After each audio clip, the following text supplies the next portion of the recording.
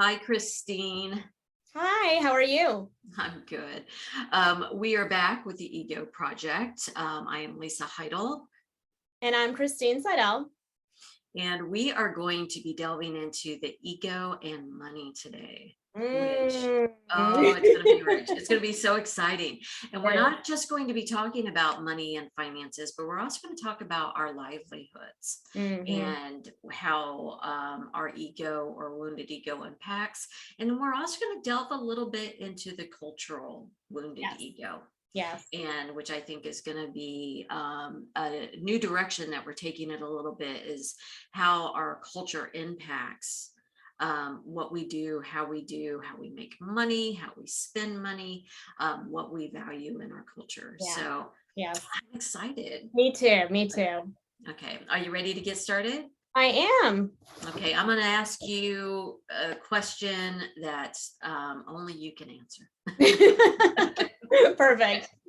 Okay. So when we talk about money, Mhm. in my opinion, we're never just talking only about money. Is that No, accurate? 100%. That is definitely accurate. I think, you know, as we navigate into adulthood, we become much more aware of the value of money, right? And we start determining our value and our worth based upon how much money we either came from, how much money we have at the moment, and then how much money we anticipate to be making in the future. This became so clear to me one time. I was overhearing a conversation between these two friends. I suppose I think they had been drinking a little bit, but they were arguing about something, and one of the men, it was two men, said to the other, "Why don't you go find some more disposable income?" As if it was a cut down. And I remember sitting there being like, wow, like these two people who have been friendly or are friends, when it came down to trying to find something that was really, really harsh, it was suggesting that one man had more money to spend as he desired. And I remember kind of storing that away and knowing, wow, that is really where we put so much of our value in who people are. Yeah. And so when we talk about ego and we talk about finances, we are never really just talking about money. We're really talking about how we view ourselves and our value and worth in this world. And, that is something that across cultures, what you have of value, whether that's money in some cultures or in some indigenous cultures, it might be, knowledge or whatever, but whatever that culture values and you have the most of, your ego believes that it is more valuable and more worthy than others. Wow. Excuse me. So with clients that you see, do you find, especially when you're counseling couples, do you find that money is one of the top issues, rubs Yeah. that they have? Yeah. Can you talk a little bit about that? Yeah, I mean, money tends to be within couples one of the top three things that they're going to be arguing about, money, sex, and then their roles within the relationship. So, this oftentimes comes up when, somebody feels like the income is disproportionate for the relationship. So maybe it's that one person makes a lot more and the other person doesn't, and they haven't found a way to navigate the equality within the relationship. It could also be if, people in a marriage are in very different industries. Typically, especially in the American culture, we value business, medicine, law, those professions at a much higher yielding income than we do other industries like education, mental health, that is still a medical science, the creatives, writing, art, music, those types of things. So sometimes we have relationships, where one of the partners is much higher producing, one's much lower producing, but they tend to work exactly the same. And there's a disproportionate allocation of, say, chores at home, right? Even though they both work as much, it tends to be that the person that's much higher yielding in their income doesn't do as much because they, even if it's subconsciously within the relationship, deem their role is much more important because they bring in more money. So, that's something that, I could volley back to you, knowing, I know coming from, education and therapy, which I remember in both professions and being in my undergrad and grad program, even the professors were saying things like, hey, don't go into this industry if you want to make money, because you're never going to make money, right? So for you, you're in the creative space, you're writing, you're in healing, you're in industries that tend to have a persona or a belief system that, they're not going to be, yielding much in finances. So how have you navigated ego within the creative world? That's such a great question. And I have to say it's an ongoing process. Mhm. I don't think that I will ever be like, oh, I've mastered this. Right. When I get comfortable with it and come to terms with, that I will be doing other work at the same time that I do my Mhm. creative work. Once again, as you so eloquently put it, there aren't stockbrokers and doctors who are like, man, I really need to make sure I have a side hustle. Yeah. They're Yeah. not out there having a plan B, you know what I mean? Like, Right. Right. Yeah. and most creatives that I know, I actually don't know any creatives, any writers who are able to make their livelihood based strictly on their creativity. Mhm. Mhm. Most, go into teaching. I'm a, Mhm. I do other creative work, Right. that allows me to, you know, have my livelihood, build my income. And so for me, it really is an ongoing process. But for me, the creativity is more than just to make money. Mhm. It's Mhm. part of the tapestry of my life. I do believe it's my vocation. Yeah. I was put here to write, to create, to I love share that. Yeah. words. Right. And so, if my entire ego was wrapped up in, Mhm. or my wounded ego was, in the driver's seat Yeah. with, this vocation, it would be a very, very tough path to follow. Yeah. But I'm aware of it and I work on it, and I make sure that, I'm looking at it and navigating it. Mhm. I'll tell you a quick story. I Yeah. actually had someone who I respected very much and who I supported on a lot of different, in a lot of different avenues, because I believed in what he was doing. Right. And I thought he respected what I did. And we were having a conversation and it turned to writing. He's like, I'm really glad that you found this hobby. Oh, okay. And I was so taken back, Right. and because I thought, Mm. wow, one, he hasn't been paying attention.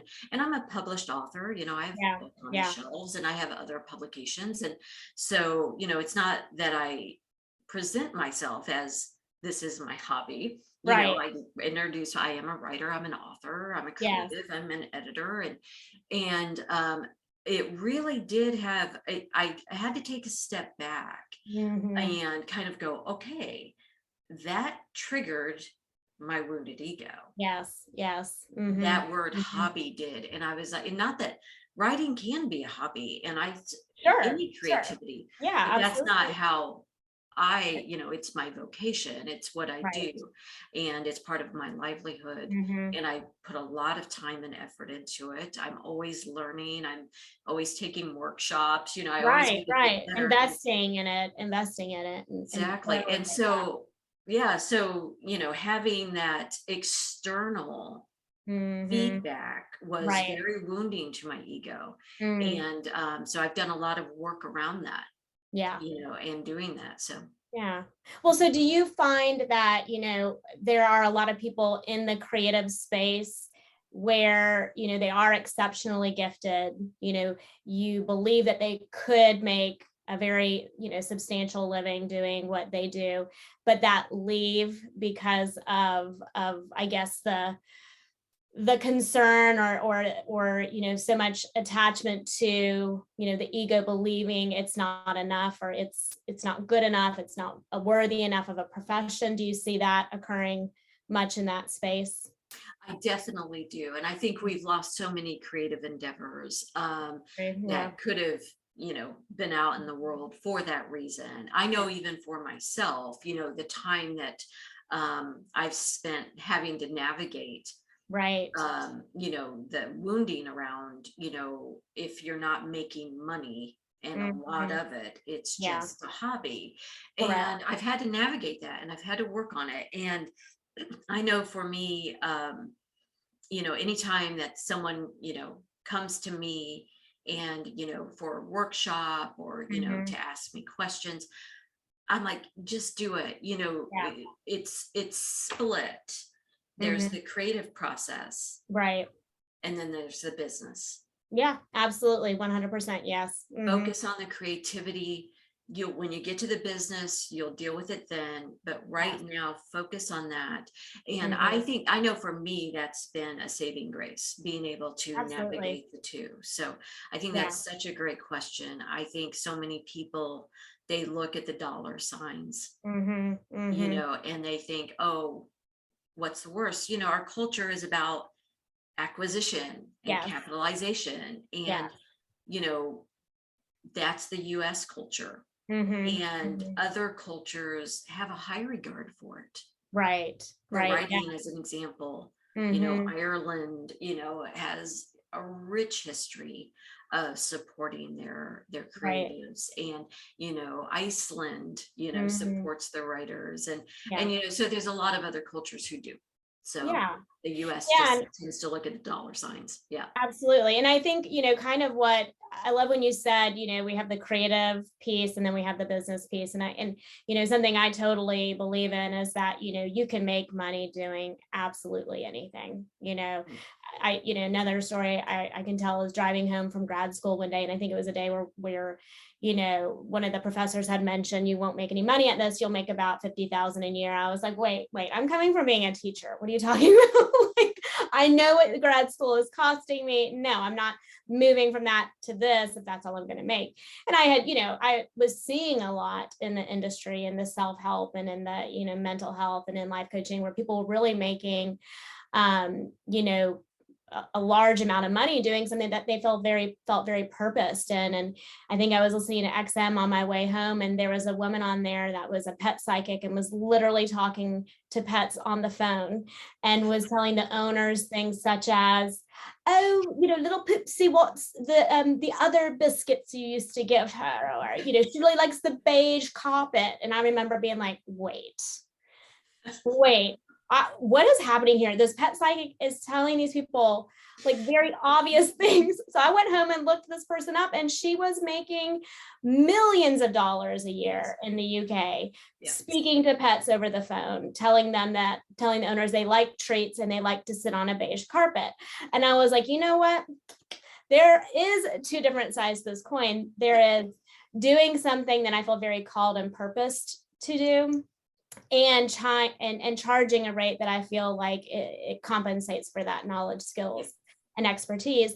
But that is a lot of the ego work, because we have to get out of the wounding that occurred, right? And the wounding occurs possibly, because of our family system. Some of us are born into generational, belief systems of lack and scarcity, right? And or we're born into family systems that value money over people, right? So some of this wounding occurs into the generational belief systems of the family systems we come into. And then we also have our own experiences in childhood with money, whether we're earning an allowance, whether we've navigated through having our own little business and being told we're not good at it, or being good at something and our family systems telling us that we'll never make money at that.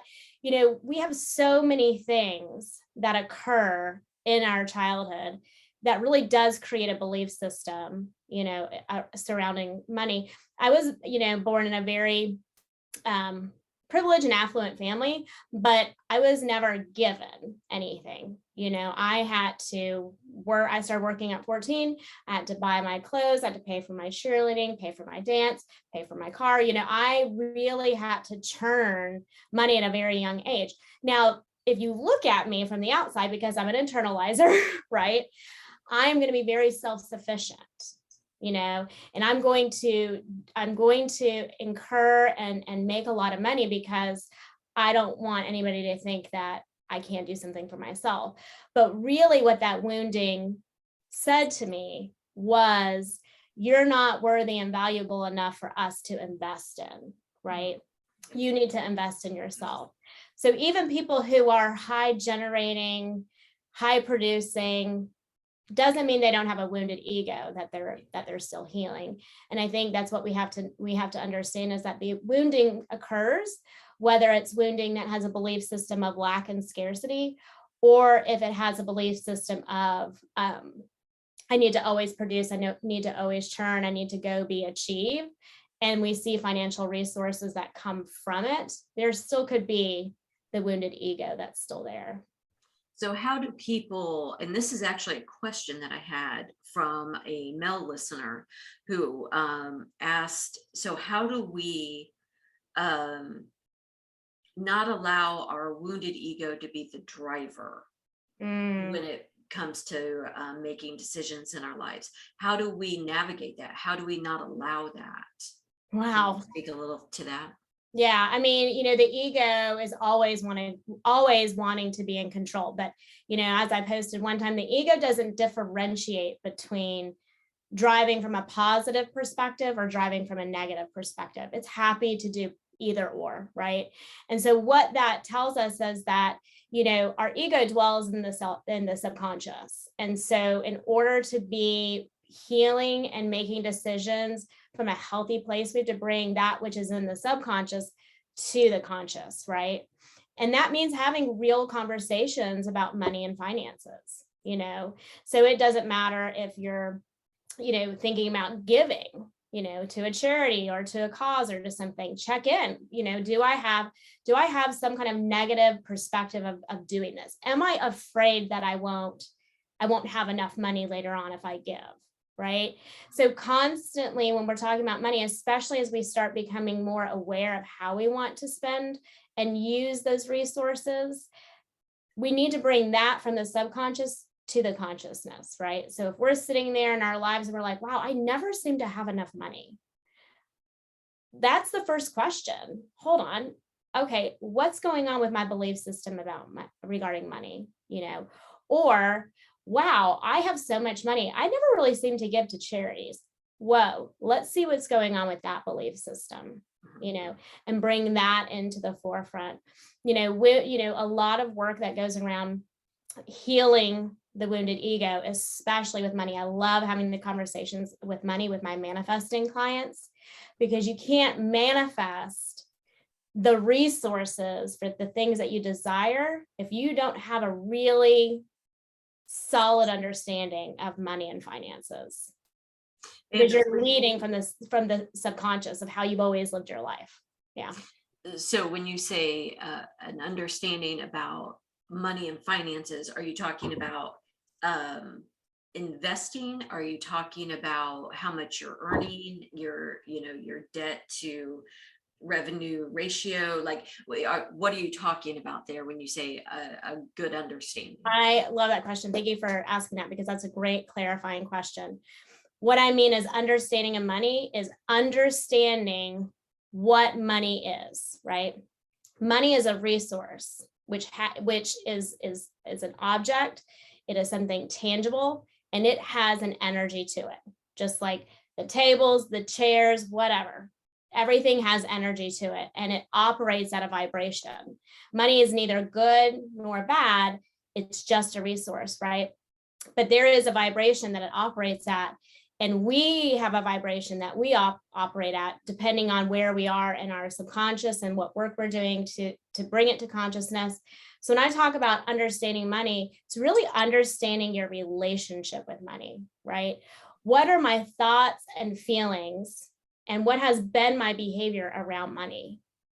And that's where we have to start looking at it and being like, wow, I have a real mindset of scarcity when it comes to money. I'm always, even if I have enough in my bank account, I'm always worried there won't be enough. Well, that's a vibration, right? And that's not a vibration of receiving money. And that comes from a place that where you were wounded, right? So that's kind of an example of where ego wounding impacts you long term. It wasn't until a few years ago that I started recognizing, wait a minute, it feels normal to me to earn a large amount of money.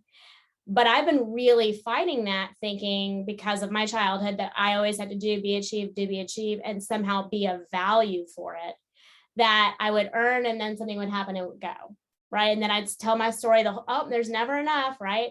It wasn't until I really did that wounding of the ego that it was just showing up, and I was able to charge more for my services without having any weird feelings around it that wasn't in alignment. So great question. When we're talking about understanding money, it's understanding our thoughts, beliefs, and behaviors around money from the past and where we are right now. Oh, that's so good. I know so many people that truly equate their self-worth with how much money they have. I mean, even to the point that I've heard people just say, if I lose everything, what's the point in living? And I'm like, whoa. Right. Yeah. And we see know. that in mental health all the time. Yeah. That financial ruin is a trigger, for a lot of harmful activities. Yeah. And it also, I think so much of it stems around from what you just said, that feeling of, if I don't have what I deem as enough, then I'm in fear. And then if I have what I deem as enough, I have the fear of losing it. Correct. Yeah. And so fear seems to be the driver. Yes, that is scarcity and lack. Yeah, scarcity and lack is tied to fear. 100%. Yeah. So how can people navigate that wounding around the fear? Well, you said educate yourself, really get to know yourself and your relationship with money. Yes. And to me, like you said, money isn't just money, it's resource. Exactly. It's everything. It's everything that allows your life to move forward. And since, to me, money is energy. And, the author, Sherwood Anderson, said it so eloquently. Money is a big open door. It is. Yes. It is. It just opens up so much opportunity for people, whether it be, travel, education, healthy food choices. Absolutely. I mean, there's so much, because our culture, that's how we have an exchange for so much of this. And so with that fear of not having enough, or not able to use your money in the way that needs to be used in order to grow your life, what do you do around that? How do you push through that to get to the other side? Yeah. So money is constantly the cycle of giving, whether that's through conscious decision of I need to buy this, or I want to buy this, or I desire to spend money in this way, or I have a cause that I really want to support, or I want to do this nice thing for somebody, whatever.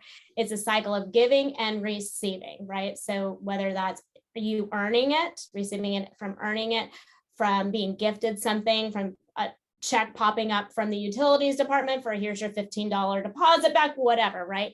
We are constantly in the cycle of giving and receiving.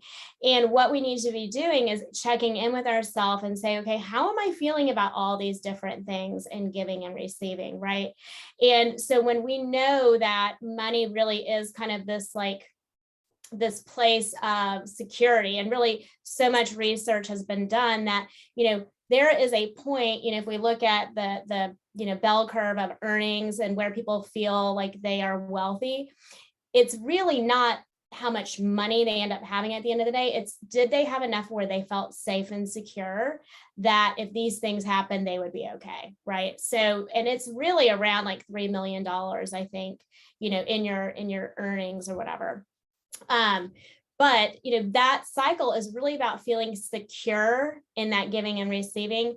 So you can't really be fully on one side and be like, all I'm going to do is receive, meaning I'm going to work all the time and earn. And you can't be on the other side where you're like, well, I'm just going to pretend I have a lot of money and then that money will come back to me, right? So where you're just spending, without, being conscious of it and it being a wise decision. You can't be a workaholic and you can't be an overspender, right? So you have to constantly be checking in and being like, am I doing both in a way that I feel secure in that cycle? Not necessarily I feel secure with where I am financially, but I feel secure in that I'm participating in both sides of that.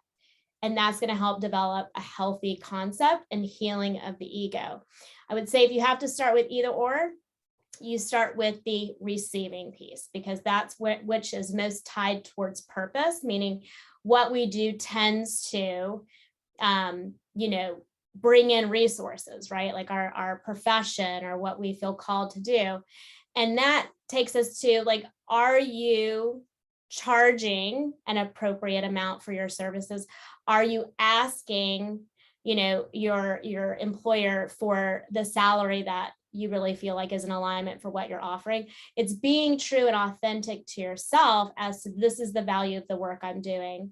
And I think that if you're not there, then it's going to be really hard for you to give freely because you're going to be resentful of the amount of money that's coming in. And so I think for like in the creatives, this is something I'm curious about. How do you, and what have you witnessed or have been, part of when it comes to setting your rates and then raising your rates and or valuing your piece of work, because that's what you do feel like that piece is in alignment for? That's a great question. And, it's such an interesting exploration of the energy exchange between, Yes. the creation and then the offering of it, and then the receiving of it. Yes. In return. And once again, it's an ongoing Yeah. growth opportunity for me when it comes to sharing my work and receiving the exchange, monetary exchange for it.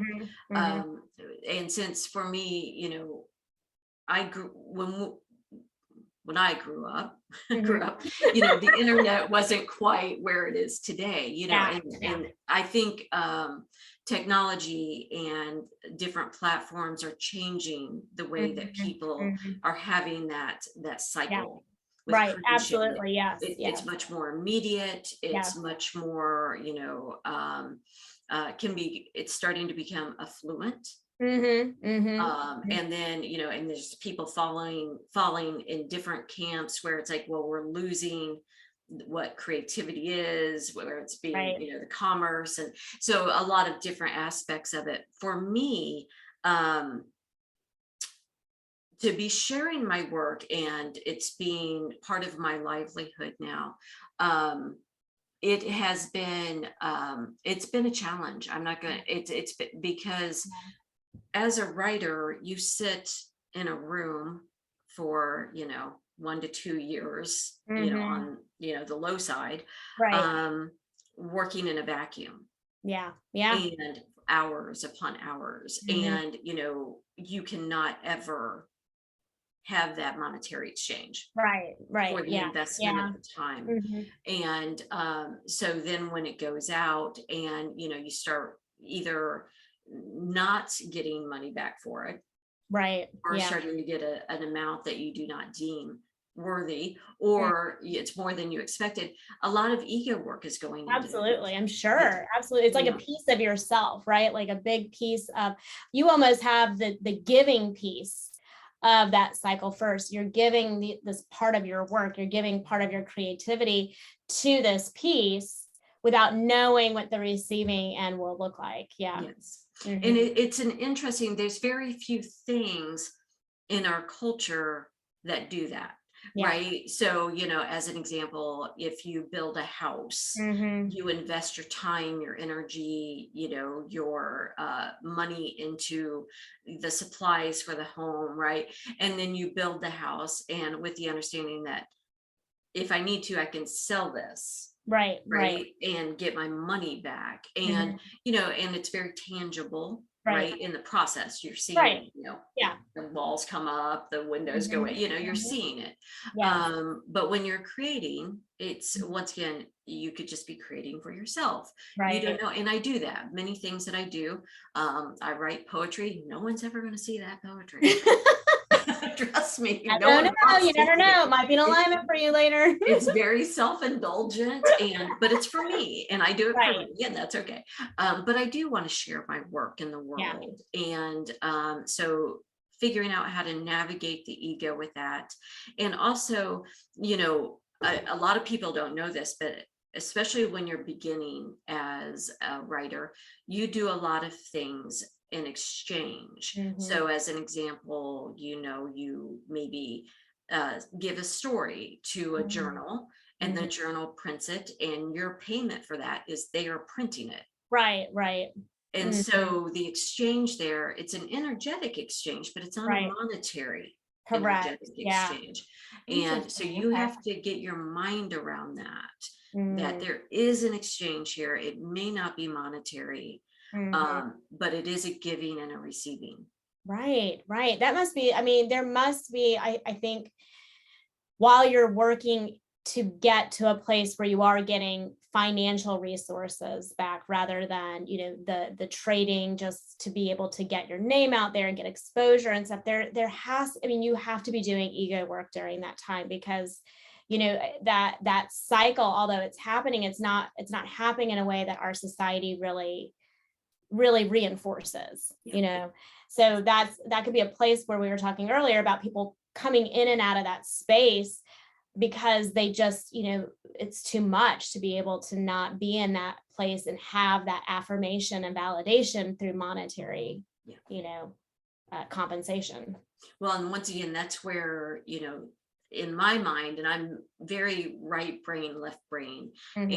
and which I'm so grateful for, because if I was, too right brain or too left brain, Yeah. Yeah. so I can split, like, okay, this is my season of creativity. Mhm. Mhm. And Mhm. this is the focus that I'm on. This is what I'm doing. And whether it's research, writing, editing, Yeah. and then I can switch over to, okay, now I need to be out front of people. I Right. need to be Yeah. doing readings. I need to be selling, Mhm. and it Mhm. is selling your Yeah, work, absolutely. Yeah. and then you step out into Mhm. the front of the camera, basically, or in Right. front of the crowd, when when Yeah. it actually be in crowds.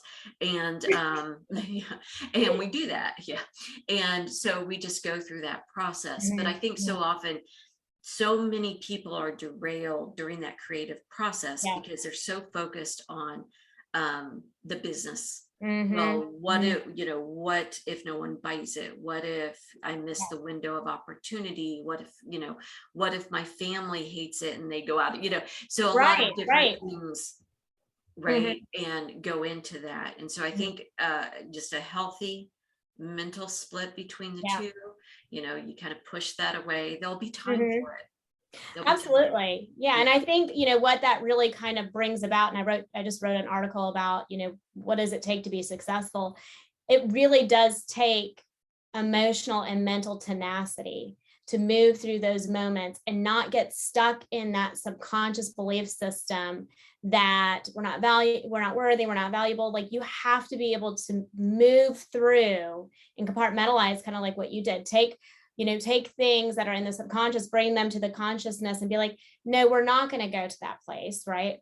And there needs to be some work done there, but I'm going to move through this moment to the next moment, because that's what it takes to get to where I need to be, or to bring this project to where it needs to be.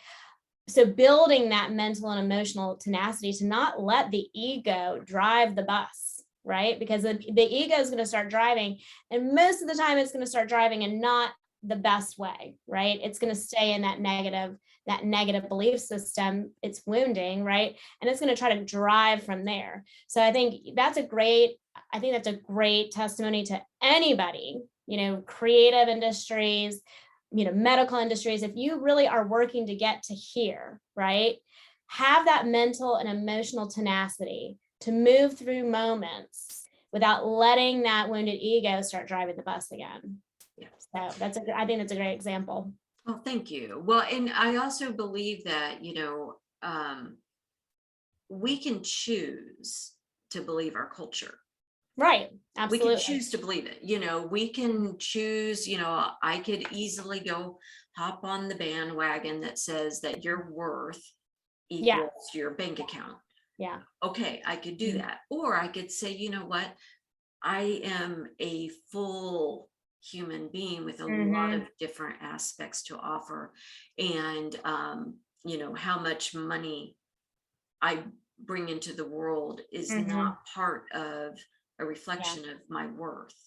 And, my worth is how I treat people, how I, make amends if I've harmed others. Yeah. It's a reflection of my character. It's also for me, my creativity. I'm Yeah. here to offer story to the Yeah. world, and I'm so grateful I was given that gift, and Yeah. I'm not going to squander it. No, and I know we're going to talk about this in another podcast later, and I kind of touched back on this when we talk about the energy of money, but like that's a big piece. Manifesting is such a buzzword right now, but we see people out there making beautiful lives for themselves, with income, but also in lifestyle and being able to do the things that are important to them or live a life that's important to them because they learned how to step into a space of doing what feels really good to them and living a life that feels really good to them and doing that work to not have that wounded ego constantly playing, that regardless of your industry, you can get in alignment with all of that, whether you're selling, pet psychic services on the phone, or, you're a software design engineer, or you are a music composer, or you're a therapist or a life coach. Like we live in a time where we have a lot of opportunity, but we've got to get out of that wounded ego. We have to get ourselves in alignment because we will manifest the resources that do feel right to us, right? Like I was saying the other day, I really do feel like a private jet is really in alignment for me. I don't know if that's just one day I'm going to ride on one or if I'm going to have one, but that feels really in alignment for me. I don't know how that's going to play out, but I trust that if that feels in alignment for me and I take inspired action, that in some way, somehow that's gonna be part of my life, And so I think, our culture is really on a shift. I think that for so many years, we've been in this like do, be, achieve, and achievement is measured by how much money you have.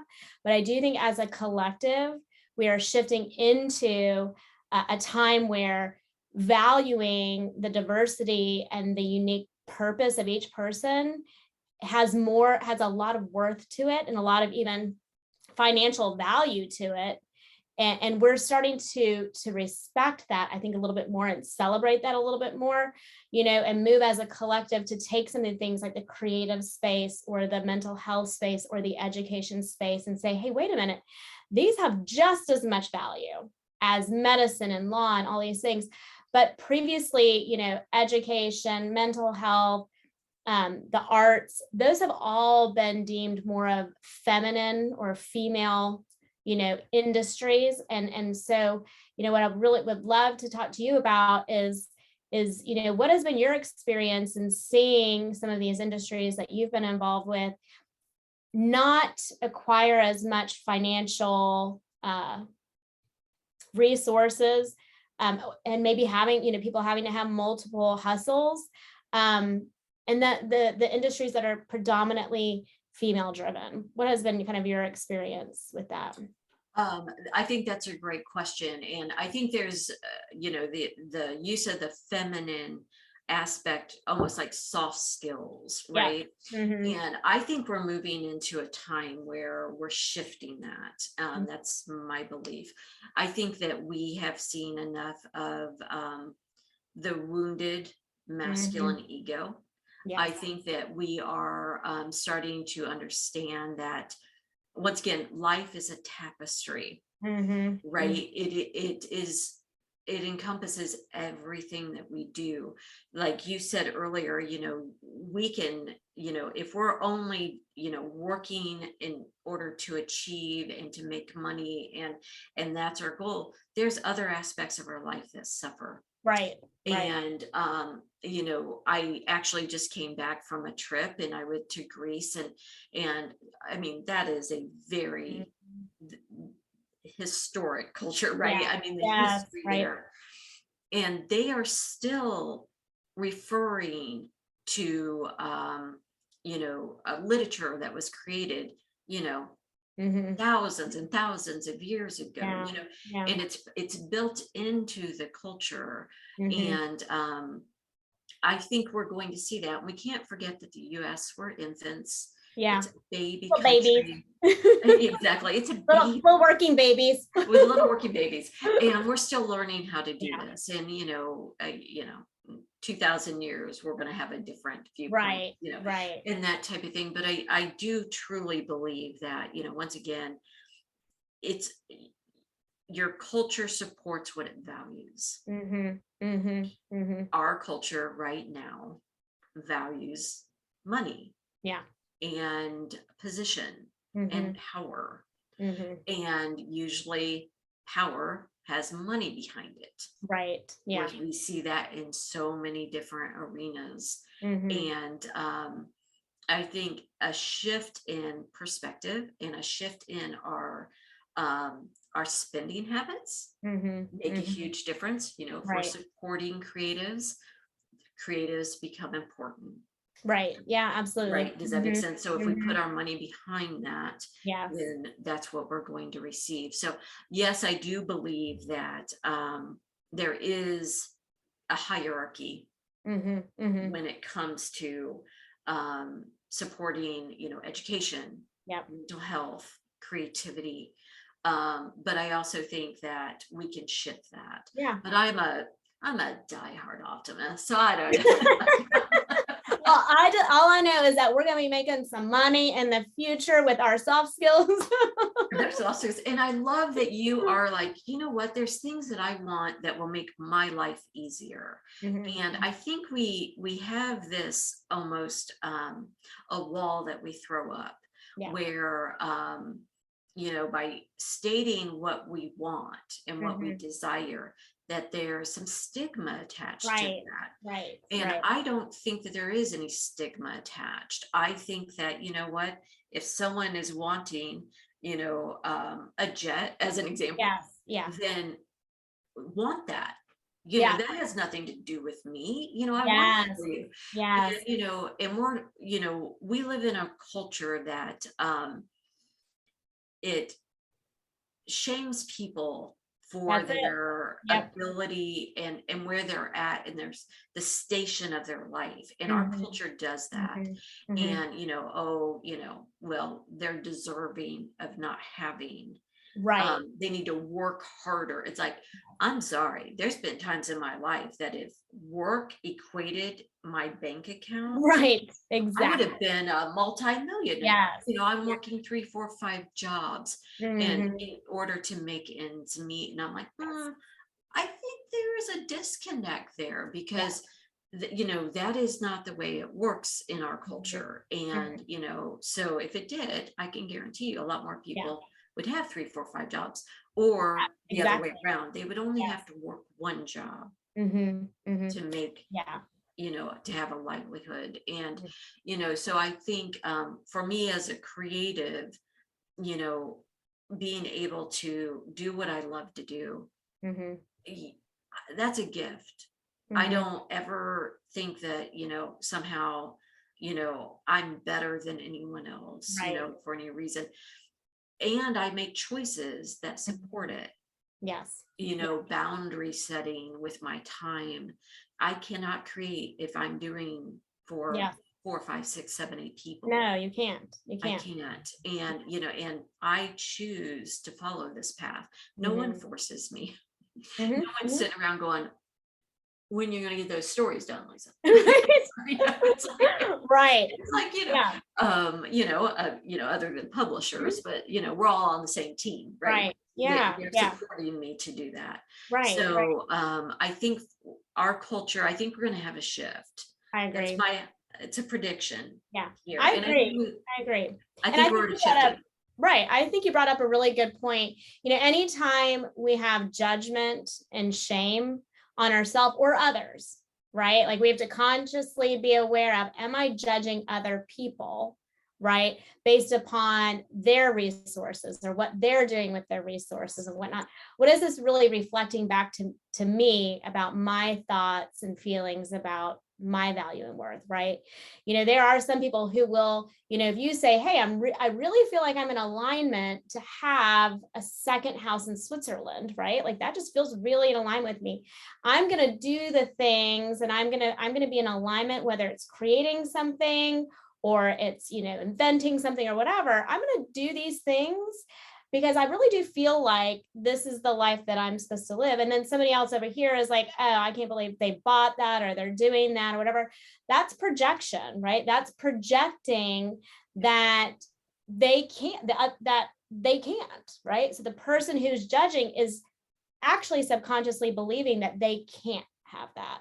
And so I think part of that healing as a collective is like what you said, is that we are inviting everybody, no matter what industry they are, to come and eat at the table, to value their skills, to encourage them that they can have the financial resources that feels right and brings forth the desires that they feel they need to be part of. Somebody buying a jet is employing a pilot, is employing mechanics, is employing a jet making company, is employing a local airport, right? Like giving of our resources is not for a thing, it's for the collective. Spending, giving out of gifts, giving as charity is investing into the collective. And so if we see ourselves judging ourselves or others, we check back and say, what part of my wounded ego is telling me that I'm not available to have that? And that's where we need to invite everybody in and say, ooh, what you do, are, and will be is a value. So let's see how we can support that. Yeah. Well, and also, we also can't forget that it's not just a monetary exchange. Right. Like, you're saying, but there's ways to get things that you want in life. That does not mean that you have to have the dollars. Right? Right. You don't, that's the thing. It's really, as an example for me, I gave myself 2 years of solo travel. I wasn't sure how I was going to do it. Yeah, right. But I was like, okay, let me kind of reflect on this and figure out, and so I started putting out some feelers. The things that I'd done previously up to that point were the foundation. Right. I made contacts, I reached out, and I was able to go on the solo travel, which inadvertently turned into much longer with the pandemic. By doing an energetic exchange and a service exchange, where I was able to, for a large portion of what I did, was I would do, through a trusted platform that, where it was safe to go into other people's homes while they in new areas, while they traveled, and I took care of their pets. Very cool. And I was in their home. I did this all the way up the West Coast. I love that. Okay. And I was able to do that exchange. I met amazing people. Right. Yes. The animals, I love animals. So they became part of my travel story, which I did not in a million years expect. Right. And I saved so freaking much money. Right. As did they. Exactly. Because they didn't have to board their fur babies, and take them out of their home. And I met the most amazing people that are their family now.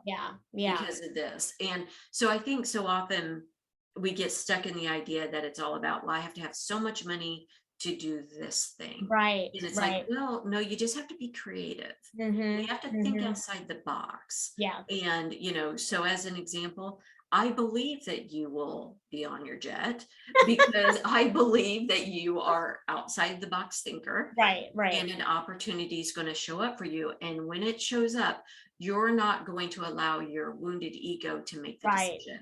Yes, for either the wounded ego to say, oh, that's not the level I thought it was going to be at, Exactly. or this is at a level that's far above what you should be doing, right? We lean back and we say, no, like this feels right, this experience, this situation, I'm going to trust and I'm going to move forward as if it's going to happen, regardless of my belief around money. I do believe in people giving. I do believe in being creative, and that's where, the wounded ego puts so much value to money. I think that's really what it comes down to, is because culturally money equals power. We've put so much money around, so much value around money, where actually the value isn't us and our ability to move with it as a resource, and not necessarily just give it or just receive it. It's to use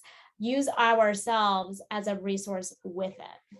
Yeah. And I really believe that anyone who believes that their worth is equivalent to their bank account, that wounding is very deep. Mm-hmm. Because they don't recognize that the light that they bring to other people, Absolutely. that that what they're creating in the world matters. Yeah.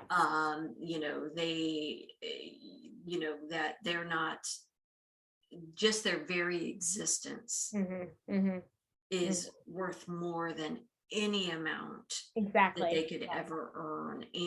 And so that's, to me, where the healing begins. Mm-hmm. Am I right about that? Absolutely, is knowing that my true self, who I am, and who I came into this world as, is good and worthy and valuable and worth more than any financial resources out there. Well, and if you equate your worth with your bank account, then if for some reason you lose that, you lose your belief in your worth. And so, once again, it's all fear-based, right? It is. Yep, it is. And like you said, it all goes back to the fear, and that's driving the car or the bus or the jet. Correct. Flying that jet. I don't want nobody's wounded ego driving my jet. Exactly. No, you don't want that. But I do think, and don't get me wrong, like I said earlier, when you're asked, you're such an insightful question about being a creative in my worth. Do I want to make my livelihood from my writing full scope and have a comfortable livelihood only doing my creativity?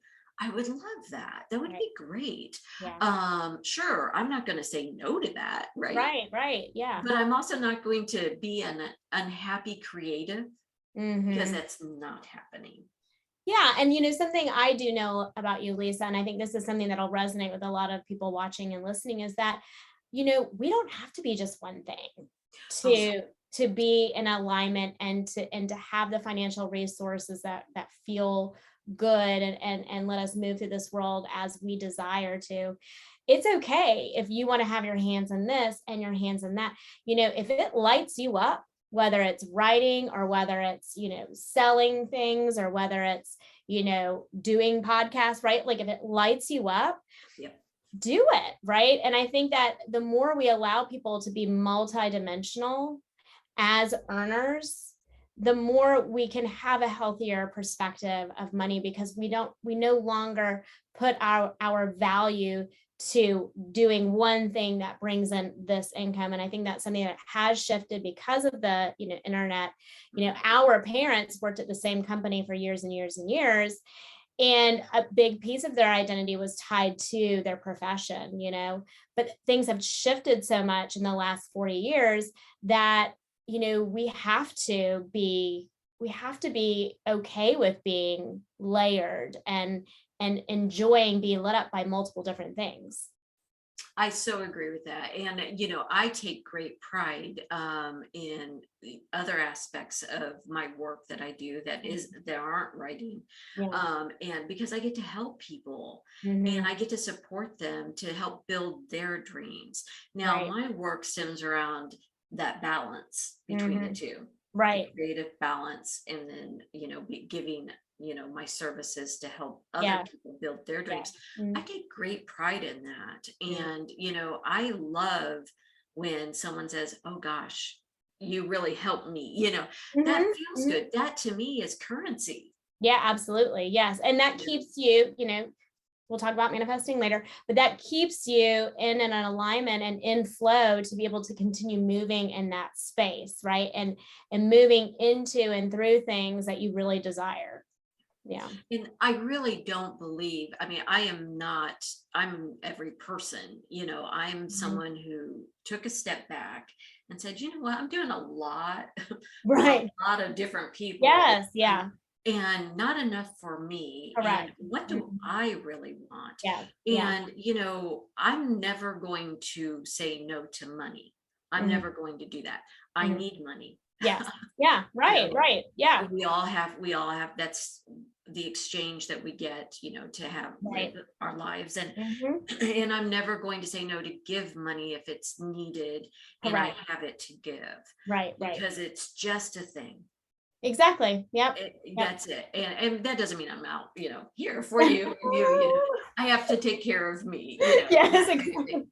Exactly. But I also don't turn down doing something that maybe doesn't give me a monetary exchange Right. Right. if But it it lights feels, me up. yeah. Hmm. Yeah. Hmm. And, I Absolutely. love to share what I've learned, and I want to be of support to other people. And I think we get so caught up in that, if you're not getting money back for doing Hmm. something, it Hmm. has no worth. Right. Right. Yeah. And I'll guarantee you the happiest people on this planet are the ones who are doing things because it just feels good. Right. Right. Yeah. Yeah. And I think that's where, we both talk about the shift is that previously we've had these powerhouses that make a lot of money. And then we have the like Gandhis, that live a life of, poverty, but are really in alignment. We actually can find a nice middle ground that we can live in alignment and have resources that help us move through in the giving receiving cycle that makes sense and feels good to us. Well, and I think with this shift that I do believe we're going to see, we are already seeing it where people are no longer willing to invest, whether in the stock market as an Mhm. example, into businesses that are harming. Yeah, right, exactly. Yeah, people are Are now saying money is I don't care how much you're generating to your stockholders, knowing that you don't align with my values and ethics is more important to me. Yeah. Yeah.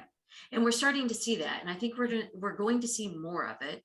And I Hmm. think we're going to see more people, like you as an example, and like me, Hmm. because we're both entrepreneurs Right, who, right. when we get we give it back into Hmm. something that's going to help others. Right, I know exactly. for you, the Rise Academy that you Hmm. created, that's helping so many Right, people, right. Yeah. children and families. and Hmm. and so it's not just okay, give me, give me, give me. It's okay, Exactly. this comes in, and then I use it, what I need for my life to have the life Hmm. that I want to lead. And then I give back out to the Yeah, world. yeah. And I love what you said about that it is an exchange and it's Hmm. cyclic, and we have to keep it moving. We Money do. has Yeah, to move. absolutely. Yes, absolutely. If you find yourself not being in balance on either side, then you're not in the frequency of money, Yeah. and that whether it happens now or whether it happens down the road, there will be a dysregulation that will impact your life. Well, how do we know? The final question here is, how do we know if we're dysregulated? I think that's a great question. And I think that's something that, when we have to pull the subconscious to the conscious, right? And so we know if we know the cycle is giving and receiving, right? We need to check in with ourselves and with our resources and with our family system, and say, hey, are we giving to things that feels good to us? Are we giving gifts to people that are important to us? Are we finding causes that are in alignment for us? Are we participating in things that we have the same values with, right? And then on the other side, am I doing something that lights me up and that I'm getting, compensated at a level that feels right to me? Am I available for people to give me gifts, right? If you can't receive gifts from other people, your receiving piece is not open, right? It's very closed. So, am I willing to, or am I open to opportunities that other people have brought to me, whether or not that's financially rewarding to me, or if it's something that I'm able to, bring in people and they can learn from me. We have an internship program, and that's something like, am I doing something within my purpose and passion that is also, growing my profession or growing, and helping people be educated. You have to look at all these different facets. And if you're stopping anywhere and you're like, you know what, like I've been meaning to go ask my boss for 2 years now, I'm making the same money for the last 2 years, and I have not gone to them and showed them everything that I've done, you're not in alignment with receiving. Right? Because what's happening there is you're now holding on to a wounded belief system that somewhere along the lines, you're not worth that increase in your salary. And that's breeding resentment, just like a relationship where we talked about in the ego project. It's building resentment, which will dysregulate the giving and the receiving, because we don't feel like we're getting what we are worth. We're not giving our best, most authentic self to that job, right? To that position. So we are like, so we check in, am I giving to causes, people, situations that feel right to me? And am I receiving gifts, incomes, salary, daily, hourly rate, whatever our generating funnel is, that feels right to me? That's so good. And yeah, I was in a position years ago, and the owner of the company decided no one was going to be given a raise that year, and I had done a lot of work for the company that year, and I was very well aware of how much work I'd done, and I refused to leave the the conference room. I refuse. I'm like, you're sitting in protest. Exactly. I'm like, we're not leaving. I'm walking out of here with something. Right. Or your recognition of the work that I've done. I mean, I just absolutely refused. Mm-hmm. And I think he was a little stunned. I was like, oh yeah. Yeah. I know my worth here. I know the work that I've done. I lost hours of my off time. Yes. And I refused to leave. And, and over time, he showed me my value on the company, and he showed me who he was, and I believed him. But I also was like, and I'm proud of that. I'm like, I know my worth. I know the work that I've done. Just because you're not willing to look at it and see it doesn't mean that it's not there. Right. Your desire to hold on to your money, as opposed to be aware of, what you have received from other people. Exactly. Is dysregulate. Yeah. And that's where the dysregulation could have occurred, right? Is if you had felt that left was disgruntled, you would have started to go and have all kinds of stories playing around in that subconscious that would make it difficult for you to show back up, and we can feel that discomfort, right? So we can feel the discomfort of becoming aware of, wow, I'm not getting paid what I should have been paid. I didn't get my bonus that I deserve. But then we move through it, and move through it means, okay, I'm going to go talk to them and tell them, or I'm going to sit in protest, or I'm going to start looking at other jobs where I do believe I will be compensated at the level that I'm valuable with. It's when we don't move through that discomfort that the dysregulation occurs. Yeah. That's so good. And I think the more awareness we are of that, we can catch the dysregulation early. It doesn't have to get out of balance. It could be like, ooh, I'm not feeling very motivated to be going into work. Yes. And it's not just because I didn't get enough sleep last night. Like, you start paying attention to your body, and you start paying attention to your thoughts, and then you readjust, whether, like you said, start looking for another position. I've Yes. never felt depleted Yeah.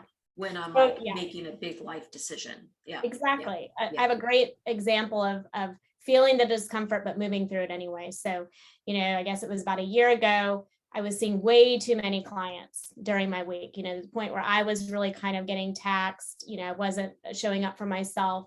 And so my partner and I chatted and we were like, hey, listen, it's time for us as the directors, as, the most qualified or longest standing, and experience to raise our rates and set us apart from some of the people who are working under us. And I remember, that felt really right to raise them, but goodness gracious, did I not have a difficult time setting that rate, right? Because I had this real struggle with, am I worth that, right? Do I have enough knowledge, skills, and experience to charge this rate, right? So shifting that rate created a lot of discomfort, right? Like, and a lot of fear and a lot of thoughts about scarcity and lack. And what if I lose all my clients, blah, blah. And you know what? I sat in that discomfort and I went through it anyway, because I was able to come back and be like, no, I need to honor this about myself. This does feel right. Feeling overwhelmed, feeling burdened and burned out does not feel right to me or my clients. That's not good for my clients either. And I was able to sit through that rate increase to the point where my schedule actually didn't skip a beat. And I had to then start making really conscious, hey, it was time to terminate services. It's, we're at a place now where you could do this. But that fear was very uncomfortable for me, but I did it anyway. And that's part of that emotional and mental tenacity, is move through those moments, even though it may feel overwhelming for you. I think that's so good. I think so many listeners are going to get what they need to hear from that, because just because the right decision is uncomfortable, Yes. doesn't mean it's not the right decision. Correct. Yeah. Because it's going to activate that wounding, all of those stories, all of that early life trauma Yes. and modeling that you had. It's going to bring all of that up, and stay with it. Just keep moving through that, and then you'll get to the other side of it, where it's like, okay, now I'm good, and now we can move forward. But I think that initial discomfort that we have with so much of our wounding work, right? Wounded ego work, is tells us, we think that's saying stop. Correct. Yes. Because we don't like discomfort. Our bodies and our minds don't like discomfort. But that's never been a place we were meant to stop, right? That was actually, we've always been meant to navigate through discomfort, whether it's problem solving, whether it's, fight or flight and we got to run, whatever it is, we are meant to move through it. Yeah. And so how do we know when we make that initial decision that it's right? We probably sat with that decision for a long time before we actually made that decision, right? The decision is the situation that continues to show up, no matter what we tell ourselves, like, oh, I'll take a vacation. Oh, I'll take Saturdays off. Oh, I will, we do all these things to try to mitigate it. But when that scenario continues to show up and it says the same thing, right? We know our intuition. We know our true self. It is going to speak the truth to us, regardless if we're going to listen to it now or we're going to listen to it 5 years from now. It will say the same thing. So when the same scenario continues to show up and say, this is too much, you have too full of a plate, you're not charging enough, right? Then you need to be like, oh, okay. Now you can sit with it for a little while and be like, okay, how would I change the situation? What would be an appropriate rate? You're having these conversations all the time, but if they are coming to your consciousness over and over again, that it is something that your true self is asking you to listen to, but your ego is trying to talk you out of it. Oh, that's so good. So if we learn to listen without judgment. Correct. Yes. Not like, oh, well, or the narrative, right? Like, so it's time for me to make a shift with my services, as an example. And my wounded ego says, you should just be grateful. Correct. Yes. Just be grateful you have work and you have a job. And, who do you think you are? Yes. What if you lose what's working, right, and all of that. So, okay, so you sit and you listen, and then you Okay, well, what if I do lose everything? Mm-hmm, Okay, mm-hmm. I'll rebuild it. I've done it Yes, yeah, numerous times, right. right? Who do I think I am? I think I'm a successful woman who has put a lot of time and effort into growing her skill set. Exactly, exactly. Yeah. And So yeah, talk back. Yeah. So yeah. have that conversation. Yeah, and our intuition is typically very clear. It's usually a heck yes or a heck no, right? So if we're getting up day after day doing something and it's like heck no, right? No, no, no. It's being clear with us, right? Now we can listen to that and then start coming up with scenarios on how might that change, right? But it's pretty clear in saying, I don't like this, this doesn't feel good. Or it's like, hell yes, I like this is awesome, right? If we learn to listen to that and give it space and pace to help us navigate through that discomfort, then we're probably really, bringing a lot of things to our consciousness that we need to. Yeah. Oh, so good. Okay. Is there anything that you want to add about money and finances and the ego? No, I love this conversation. I think it really does take something that is part of our everyday lives. And I think it breaks it down into a lot of our misconceptions, how we look at it as a culture, and then how to navigate through it. So it's not, we don't view money as a good or bad thing anymore. Yeah, that's so good. And that means that we can't look at others 100%. 100%. Yes. have not enough Mm-hmm. Mm-hmm. or what we perceive as too much. Exactly. And that might be exactly what they need if we see it as too much to achieve the goals that they need to achieve in this life. Yeah. And shaming other people for not having what we have or what we perceive that they should have, we take that off the table as well. Mm-hmm. Because Absolutely. they are on their journey and they're going to figure it out. Exactly. And we can support them if we can.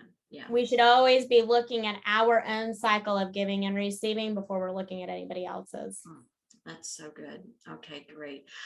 Cristine, as always, this is such a great conversation and we could go on forever, but we could, and we do typically when we stop recording. Yes, we do, and before. Okay. And then sometimes on the weekend. Okay. Well, this is so great, and I'm taking so much away from this. Me too. I know for me, this is the work that I'm doing as well.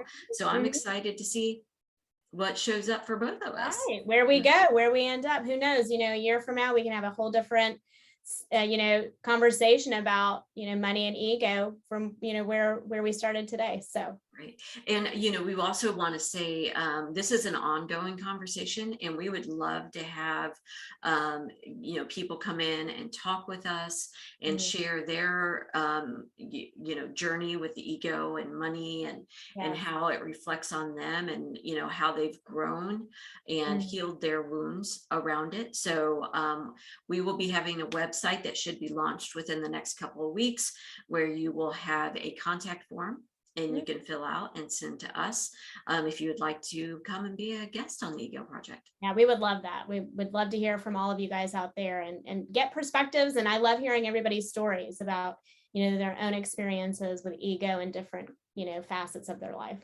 So okay, so I guess I will see you next time, Cristine. Sounds good. See you then. All right, bye-bye. Bye.